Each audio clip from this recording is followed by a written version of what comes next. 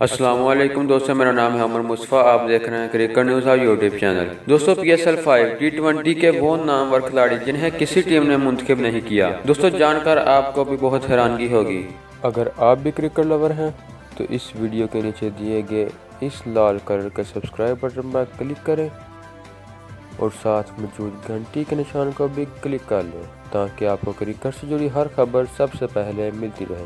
دوستو یہ پلیئر کون سے ہیں جاننے کے لیے اس ویڈیو کو پورا دیکھتے رہیے. دوستو پاکستان ٹیسٹ کرکٹ ٹیم کے کپتان اظہر علی کا نام گولڈ کیٹیگری میں موجود تو تھا، لیکن کسی بھی ٹیم نے انہیں خریدنے کی زحمت گوارا نہ کی. T20 اسپیشلسٹ عمران نذیر بھی کسی ٹیم کو متاثر نہ کر سکے. حارث سہیل، محمد سمیع بھی نظر انداز ہو گئے.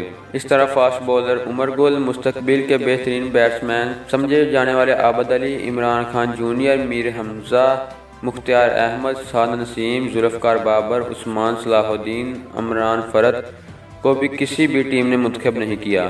اس طرح PSL کے 5ویں ایڈیشن میں غیر ملکی سٹارز بھی ایکشن میں دکھائی نہیں دے سکیں گے.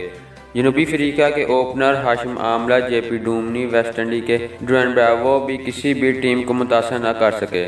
ویسٹ انڈیز ہی کے سنیل نارائن، ایمن لوئس اور سری لنکا کے اینجلو میتھیو تھسارا پریرا بھی منتخب نہ ہو سکے.